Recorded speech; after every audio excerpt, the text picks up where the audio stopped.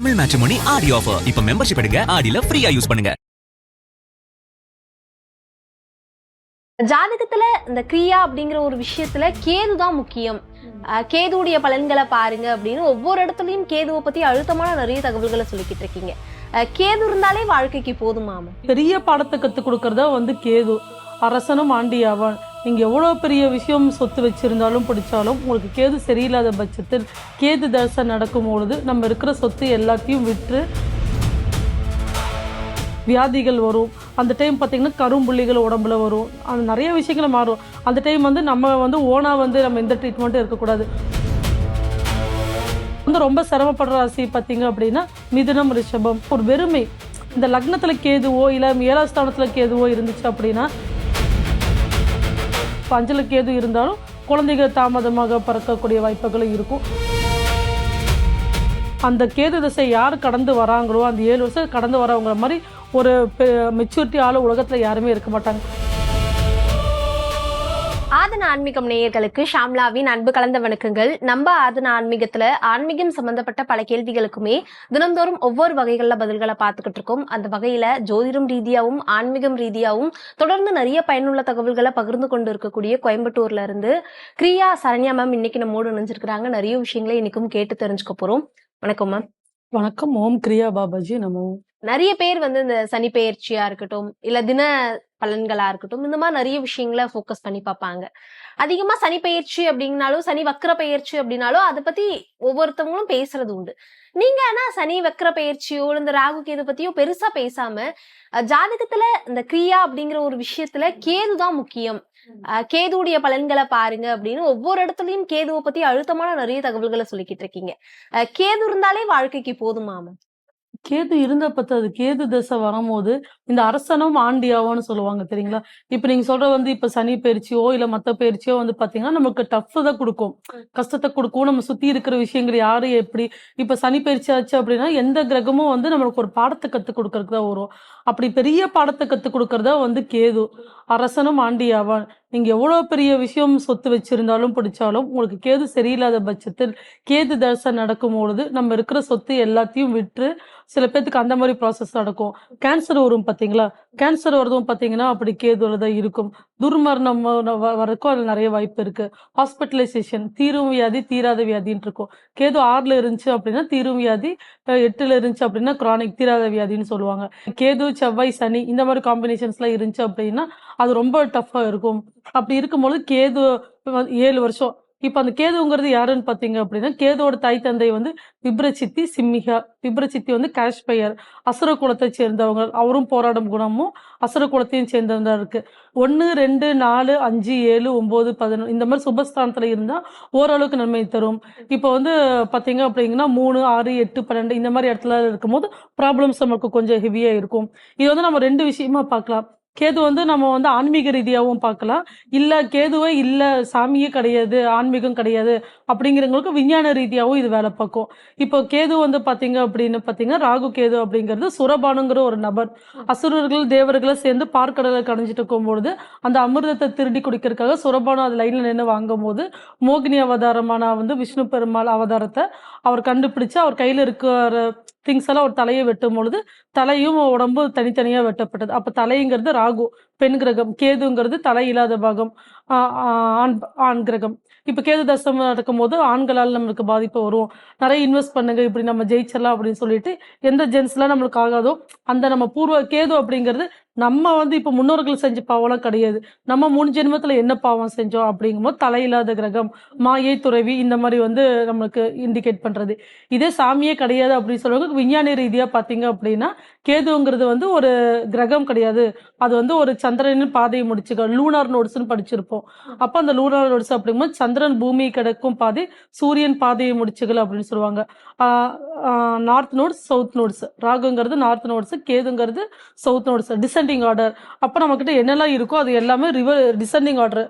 அசெண்டிங்னா கீழேருந்து மேலே போகிறது, டிசெண்டிங்னா மேலேருந்து கீழே வருது. அப்போ எவ்வளோ பெரிய விஷயம் நம்மக்கிட்ட எவ்வளோ சொத்துக்கள் இருந்தாலும் புதன் திசையில் ராகு புத்தி அப்படின்னு சொல்லிட்டு வரும்போது நம்மளுக்கு அப்போ இருந்தே படிப்படியாக ஸ்டெப்ஸ் ஆரம்பிக்கும். நல்லா போயிட்டு இருக்கோம், அதுக்கு முன்னாடி பிஸ்னஸ் நல்லா இருக்கும். அப்போ அதுக்கு லாஸ்ட்டாக வரும்போது பார்த்தீங்கன்னா புதன் சனிலாம் வரும்போது ஃபுல்லா நம்மளுக்கு எல்லாமே போய் அந்த கேதுங்கிறது 7 வருஷம். அப்ப அந்த 7 வருஷம் எல்லா கிரகத்தோட தன்மையும் நம்ம சேர்த்தும் போது 120 வருஷம். அதுதான் 100 வயசுங்கிறது முழுமை கிடையாது. 120 வருஷங்கிறது முழுமை. அப்ப கேதுக்கு கொடுக்கப்பட்ட காலம் வந்து 7 வருஷம் அப்படிங்கும்போது சுய சிந்தனை அப்ப பாத்தீங்கன்னா அவர் என்ன பண்ண வைப்பாருன்னா, நம்ம சுயமா முடிவெடுக்கணும்.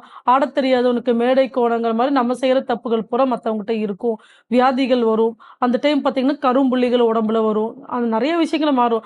அந்த டைம் வந்து நம்ம வந்து ஓனா வந்து நம்ம எந்த ட்ரீட்மெண்ட்டும் இருக்கக்கூடாது. முறையா டெர்மட்டாலஜிஸ்ட்டை நம்ம பார்த்து இருக்கணும். கரும்புள்ளிகள் வரும், கேன்சர் வரும், ரத்தம் கெட்டு போகும், உடம்பு வந்து டைஜஷன் ப்ராப்ளம்ஸ்லாம் வரும். டைஜஷன் ப்ராப்ளம் வந்தாலே நம்மளுக்கு ஆட்டோமேட்டிக்கா உடம்புல இருக்கிற கழிவுகள் வெளியேறாம கழிவுகள் உடம்புக்குள்ள இருந்தா எவ்வளவு பாதிப்புகள் இருக்குமோ அந்த மாதிரி இருக்கும். பிசினஸ் வாஷ்ட் அவுட் ஆகி இதுக்கு ஒரு அப்ப நாங்க என்ன பண்ணுவோம்னா கேது தசை வர்றதுக்கு முன்னாடியே வீட்ல வேற யாருக்கு நல்ல பேரா இருக்கோ அவங்க வீட்ல எல்லாத்தையும் சொத்தை மாத்தி வச்சிடணும்னு சொல்லுவாங்க. இந்த மாதிரி விஷயங்கள் வெற்ற இடம். இப்போ இதுக்கு வந்து கம்பாரிசன் நம்ம ஒரு கோயில் வச்சோம் அப்படின்னா சிதம்பரம். சிதம்பரம் தான் வந்து சித்தர்களுக்காக கட்டப்பட்ட கோயில். அந்த சித்தரத்தோட ஐ மீன் சிதம்பரம் அப்படின்னு பாத்தீங்கன்னா சிதம்பரம் சிந்தனை, அம்பரம் அப்படின்னா ஆகாயம், சிந்தனையின் ஆகாயம்னு சொல்லுவாங்க. அப்ப அந்த 9 மேல இருக்கிற அந்த சின்ன சின்ன கலசம் வந்து 9 துவாரங்கள். அந்த கோபுரத்தை சுத்தி பாத்தீங்கன்னா 21,600 நம்ம மூச்சுகள் சொல்றோம் பாத்தீங்களா, அது வந்து ஆணியாக அடிக்கப்பட்டிருக்கும். அங்க இருக்கிற அந்த சிதம்பரம் ரகசியம் அப்படிங்கிறது வந்து பெரிய ரகசியம்லாம் கிடையாது. வெற்றிடம் நம்ம வாழ்க்கையில நம்ம வெற்றிடமா இருக்கணும். நம்ம உள்ளக நடனம்னு சொல்லுவாங்க. நம்ம உள்ளக நடனம் நமக்கு எதுவுமே இல்ல, நம்ம இந்த உலகத்துல எதுவும் கொண்டு வரல, எதுவும் கொண்டு போகல அப்படின்னு சொல்ற சித்தர்களுக்காக கட்டப்பட்ட கோயில சிதம்பரம். அந்த மாதிரி ஒரு கோயிலோட அமைப்புகள் உலகத்துல எதுவுமே கிடையாது. அப்போ கேது வரும்போது நம்ம கிட்ட ஒண்ணுமே இருக்கக்கூடாது. காலையில ஜோப்ல ஒரு 10 ரூபா வச்சுட்டு வெளியே போகணும். அப்பதான் அந்த 7 வருஷத்தை கடக்க முடியும். இல்லாட்டி நீங்க எவ்வளவு பெரிய நாலேஜா இருந்தாலும் அந்த டைம் வந்து உங்க மூளையே வேலை பார்க்காது. பார்க்க இருக்கும். ஏன்னா இவங்க இவ்வளோ வந்து நாலேஜா இருந்தாங்க, திடீர்னு பாத்தீங்கன்னா இவங்க இப்படி ஆயிட்டாங்க அப்படின்னு சொல்லிட்டுலாம் சொல்லுவாங்க. ஸோ அந்த மாதிரி விஷயங்கள்ல வரும்போது நம்ம வந்து ஒரு ஞானத்தை வந்து அடைஞ்சுக்கணும் அப்படிங்கும்போது ஃபேமிலியில யாராச்சும் பேரை மாத்தி வைக்கணும். இல்ல நான் யாரையும் நம்பல நான் வச்சுக்கணும் அப்படின்னா கேது பகவானும் அழகா கொண்டு போயிடுவாரு அப்படின்னு சொல்லுவாங்க. ஸோ அதோட வேலை என்ன பாத்தீங்க அப்படின்னா நம்மளுக்கு வந்து உள்ளுக்குள்ள ஒரு அகங்காரம் இருக்கக்கூடாது. வெற்றி எடுத்து கொடுக்கணும். மாயை துறவி. சில பேருக்கு கேது நல்லா இருந்துச்சுன்னா சித்தர்கள் ஆயிருவாங்க, பெரிய ஞானிகள் ஆயிருவாங்க. இப்ப எக்ஸாம்பிளுக்கு வந்து இப்ப நித்யானந்தமோ இல்லாட்டினா பாத்தீங்கன்னா ஈஷா சாத்து அவங்களுக்குலாம் கேதுவோட விஷயங்கள் இருக்கும் பொழுதுதான் அவங்க வந்து ஆன்மீகத்துல உச்சத்துல இருக்காங்க. கேது நல்லா இருந்துச்சுன்னா அவங்க வந்து ஆன்மீகத்தோட உச்சத்துக்கு போயிடுவாங்க. சில ராசிகளுக்குலாம் பாத்தீங்க அப்படின்னு சொல்லி பாத்தீங்கன்னா ஓரளவுக்கு நல்லா இருக்கும். அதுல எதுன்னு சொல்லிட்டு பாத்தீங்க அப்படின்னா நம்ம உம் மீன ராசி நல்லா இருக்கும். மீனராசி, தனுஷ் இந்த மாதிரி இடத்துல எல்லாம் இருந்தா ஓரளவுக்கு வந்து நம்மளுக்கு நல்லது கிடைக்கும். அவங்களும் ஆன்மீக வளர்ச்சி அடைவாங்க. நடுத்தர இது பாத்தீங்க அப்படின்னா கன்னி, மகரம், துலாம் இவங்கெல்லாம் வந்து கஷ்டப்பட்டாலும் பின்னாடி நல்லா இருப்பாங்கன்னு சொல்லுவாங்க. இதே வந்து ரொம்ப சிரமப்படுற ராசி பாத்தீங்க அப்படின்னா மிதுனம், ரிஷபம். இங்க இருக்கும் பொழுது உயிருக்கு அவங்க எப்படி சொல்றாங்கன்னா ஒரு வெறுமை. இந்த லக்னத்துல கேதுவோ இல்ல 7ஆம் ஸ்தானத்துல கேதுவோ இருந்துச்சு அப்படின்னா, இப்ப கல்யாணம் பண்ற ஹஸ்பண்டுக்கு வந்து லக்னத்துல இருந்துச்சு அப்படின்னா நீங்க அவர்கிட்ட எவ்வளோ காட்டு கத்துனாலும் அவர் வந்து அமைதியா தான் இருப்பாங்க. இப்ப 7ல ஒரு மனைவிக்கு இருந்துச்சுன்னு வச்சுக்கோங்களேன், வர மனைவி எப்ப பார்த்தாலும் சோகமா தான் இருக்காங்க, டிப்ரெஷனா தான் இருக்காங்கன்னா இது அவங்க ஃபால்ட் கிடையாது. கிரகங்கள் அவங்களுக்கு வந்து இப்படிதான் அவங்க சாட்டை அவங்க இப்படிதான் இருப்பாங்க அப்படின்னு சொல்லும் போது அது அக்செப்டன்ஸ் பண்ணிக்கணும். அப்ப அந்த கேது அப்படிங்கிறது வந்து பாத்தீங்க அப்படின்னா ஒரு வெற்றி யாரும் இல்லை இந்த உலகத்துல நமக்கு எதுவுமே கிடையாது அப்படின்னு சொல்லும் போது நம்ம மெயினா வந்து ரொம்ப கேர்ஃபுல்லா இருக்க வேண்டியது கேன்சர். கேன்சர் வர பேஷண்ட்ஸ்லாம் பாத்தீங்கன்னா அந்த டைம் வந்து நம்ம ரொம்ப இதுவா இருக்கணும். சொத்து வச்சக்கூடாது, புதுசா எதுவும் இன்வெஸ்ட் பண்ணக்கூடாது. Marriage life பிரிஞ்சிரும். கேது தசை வரும்போது பிரிவு இருக்கணும். அந்த பிரிவுக்கும் போது ஆட்டோமேட்டிக்கா ஹஸ்பண்ட் ஒய்ஃப் பிரிஞ்சுட்டாங்கன்னா லைஃப் என்னங்கிற ஒரு வெறுமனைக்கு வந்துடும். அப்ப அந்த சில பேர்ல பாத்தீங்கன்னா இங்க அப்ராட்ல இங்க இருப்பாங்க, பிரிஞ்சு இருப்பாங்க. இப்ப கேது சந்திரன் ஒரு சின்ன பையனுக்கு விழுப்புரத்துல சேர்ந்து இருந்தது. ஒரு பையன் தான் ஒரு 7 வயசு 8 வயசு அந்த பையனுக்கு கேது தசை நடக்குது. கேதுவோட சந்திரன் சேர்ந்து இருந்தது. அப்ப அந்த அவங்க அப்பாக்கும் அவங்க ஐ மீன் அவங்க அம்மாக்கும் அப்பாக்கும் சண்டை. அப்பா வந்து ஃபாரின்ல தான் இருக்காங்க. அவங்க அம்மா கீழே போன் பேசிட்டு மேல போய் சூசைட் பண்ணி இறந்துட்டாங்க. பையனுக்கு அப்படி கேதுவோட சந்திரன்ங்கிறது தாய். அப்ப அந்த பையனுக்கு பாதிக்காம அவங்க அம்மாவுக்கு பாதிச்சிருக்கு. அப்ப ஏன் வந்து வீட்டுல வந்து குழந்தைங்க ஜாதகத்தை பார்க்கணும் அப்படின்னு பெரியவங்களை பார்ப்பாங்கன்னா குழந்தைங்களை வந்து சரியா கிரகங்களை பெருசா தண்டிச்சிட முடியாது. சரிங்களா? அப்ப ஏன்னா அவங்களுக்கு வந்து அந்த பொட்டன்ஷியல் இருக்காது. அப்படிங்கும் போது வீட்டுல பெரியவங்களுக்கு அந்த டைம் பாதிக்கும். அப்படி இப்ப கேது வந்து 4ஆம் ஸ்தானத்துல இருந்துச்சாம தந்தைக்கோ இல்லாட்டினா இப்ப இடத்துல பிரச்சனை, ரியல் எஸ்டேட்ஸ் ப்ராப்ளம்ஸ் இது மாதிரிலாம் வரும். அப்படிங்கும் போது 4ஆம் பாவத்துல இருக்கும்போது அப்ப அந்த பாவத்துல எந்த பாவத்தோட தசை வரும்போது அஃபெக்ட் ஆகுதோ அந்த விஷயத்தை பூரா பாதிக்கும். இப்ப 5ல கேது இருந்தாலும் குழந்தைகள் தாமதமாக பிறக்கக்கூடிய வாய்ப்புகளும் இருக்கும். அது நல்ல கிரகங்களோட பார்வை இருந்துச்சுன்னா ஓரளவுக்கு நம்மளுக்கு எப்படி சொல்றது ட்ரீட்மெண்ட் பண்ணி நம்ம ரெக்கவர் ஆயிக்கலாம்னு சொல்லுவாங்க. ஸோ யார் வந்து எந்த தசையை பத்தி கவலைப்பட வேண்டிய ஒருத்தவங்க மனிதனா பிறக்கப்பட்டவன் எந்த தசையை நினைச்சு பயப்படணும் அப்படின்னு நினைச்சீங்கன்னா கேது தசை தான். சில பேர் அவ்வளோ பிளே பாயா இருப்பாங்க. இப்ப அருணகிரிநாதர் மாதிரி ஒரு பிளே பாய் கிடையவே கிடையாது. பட் இன்னைக்கு ஒரு ஆன்மீகத்துக்கு வரும்பொழுது நதி மூலம் ரிஷி மூலம் ஆராய்ச்சி பண்ணக்கூடாதுன்னு சொல்லுவாங்க. ஏன்னா கடவுள்கள் தேர்ந்தெடுக்கிறதே எல்லா விஷயத்துலயும் எல்லா துறைகளிலும் எல்லாம் அனுபவிச்சவங்களா தான் இருக்குங்கும் போது, அப்படி இருக்கிறவங்க திடீர்னு பார்த்தீங்கன்னா இவங்க என்னடா இவ்வளோ இப்படி மோசமா இருந்தாங்க, திடீர்னு பார்த்தா ஒரு ஆன்மீக லைன்ல வந்து இன்னைக்கு வேற லெவல்ல இருக்காங்கன்னா, அந்த மாதிரி பீப்புள்ஸ் கிட்ட போனா ரெக்டிஃபை தான் ஆகும். நம்மளுக்கு வேணுங்கிறது ரெக்டிஃபை தான். அவங்க எப்படிங்கிறது நம்மளுக்கு அவசியம் கிடையாது. எல்லாத்துனாலயும் எல்லாத்துக்கும் நல்லவங்களா வாழ்ந்துறவும் முடியாது. இப்ப நான் இருக்கிறேன்னா, நான் உங்களுக்கு எப்படி இருக்கேன்றத நீங்க பார்க்கணுமே தவிர, நான் எல்லாத்துக்கும் எப்படி இருப்பேன்னா, அந்த மாறுபடும். ஒவ்வொரு ராசிக்கும் ஒவ்வொரு விஷயங்கள் மாறுபடும். அவங்களுக்கு 7ஆம் பொருத்தமா இருப்பாங்க, டிஃப்ரெண்டா இருப்பாங்க. ஸோ, நம்மளுக்குன்னு ஒரு சுய சிந்தனைன்ட்டு ஒண்ணு இருக்கும் பார்த்தீங்களா? அது சிந்திச்சு, அந்த கேது திசை யார் கடந்து வராங்களோ, அந்த 7 வருஷம் கடந்து வரவங்கள மாரி ஒரு மெச்சூரிட்டி ஆளு உலகத்துல யாருமே இருக்க மாட்டாங்க.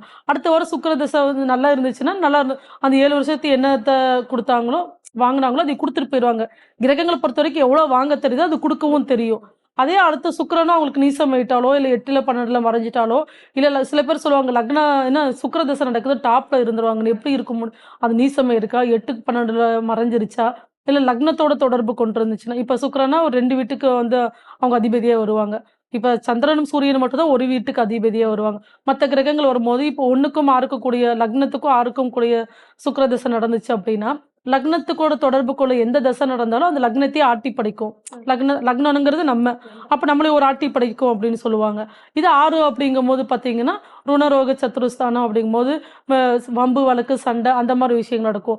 ஸோ இந்த பொட்டாம் பொதுவே எனக்கு சுக்கிர தசை நடக்குது. இந்த இப்போ ஷார்ட்ஸ் நெறைய ரீல்ஸ்ல பார்த்துட்டு சுக்கிர தசை வந்தா நீங்க டாப்ல இருப்பீங்கன்னா, அந்த அமைப்ப நம்ம வாங்குறதுக்கு நம்மளுக்கு அந்த பொட்டன்ஷியல் இருக்கான்னு சொல்லிட்டு பார்க்கணும். அப்ப லக்னத்தோட தொடர்பு கொள்ளும்போது ஹெல்த் இஷ்யூஸ் கண்டிப்பா வந்துரும். அப்ப அந்த கல்யாணம் பண்ணும்போது அந்த கல்யாண வாழ்க்கையோ, இல்ல அந்த டைம் பிசினஸ் புதுசா பண்ணும்போது பிசினஸ் அப்ப எப்படி பார்த்தீங்கனாலும் முன்னும் பின்னும் இப்போ ஒரு ஆணுக்கு வந்து ஒரு 6ஆம் இடத்துல வந்து இப்ப ராகு இருந்துச்சு அப்படின்னா, அந்த ராகுவோட சம்பந்தப்பட்ட இடங்கள் ஆண், பெண் ராசியில இருக்கும்.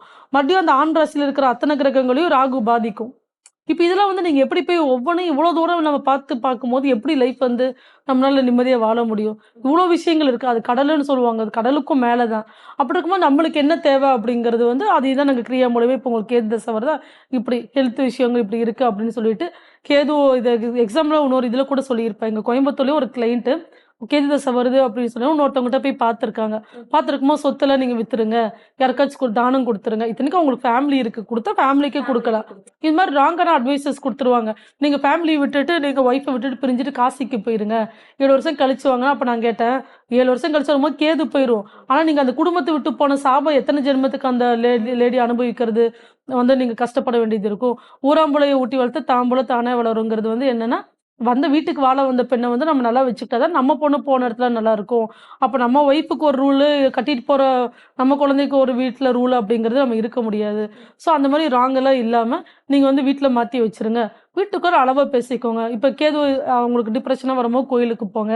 இல்லாட்டி ரொம்ப டிப்ரெஷனா இருக்கும்போது எனக்கு கால் பண்ணுங்க. அப்படி ஒரு மெசேஜ் பண்ணுங்க. ஒரு 10 மினிட்ஸ்ல மேக்ஸிமம் கால் பண்ணுங்க. ரொம்ப பிஸியா இருந்தா தான் அந்த நாளுக்குள்ள எப்படியாச்சும் எடுத்து பேசிடுவோம். ஸோ இந்த மாதிரி கேது வரும்போது உயிருக்கு ஒப்பான கண்டகமான எப்படி சொல்றது, நம்ம ஒரு கொலை பண்ணிட்டா நம்ம மனவலி எப்படி இருக்கும், விரக்தித்தன்மையால தான் நிறைய பேர் போய் சூசைட் பண்ணிக்கிறது இந்த மாதிரிலாம் இருக்கும். ஸோ அந்த விரக்தித்தன்மை கண்டிப்பா வந்துடும் கேது அப்படிங்கும்போது. அப்போ அவங்க ஆன்மீக லைன்ல போயிட்டாங்க அப்படிங்கும்போது மனம் தெளிவாயிரும். சிந்தனை நல்லா இருக்கும். கோபுரம் அந்த இப்போ எக்ஸாம்பிளுக்கு வந்து சிதம்பரத்தோட கோபுரமே பார்த்தீங்க அப்படின்னா பிரபஞ்சத்தோட வாசல். அப்போ அந்த பிரபஞ்சத்தோட நம்ம எப்படி கலக்கணும், ஆன்மீக ரீதியாக நம்மளுக்கு தெரிஞ்சுட்டு மற்றவங்களுக்கு எப்படி ஹெல்ப் பண்ணோம் அப்படிங்கும்போது அந்த 7 வருஷ கேது தசையை இது மாதிரி ஏதாச்சும் நோய் வாய்ப்படாம நம்ம கொண்டு வந்துடலாம்.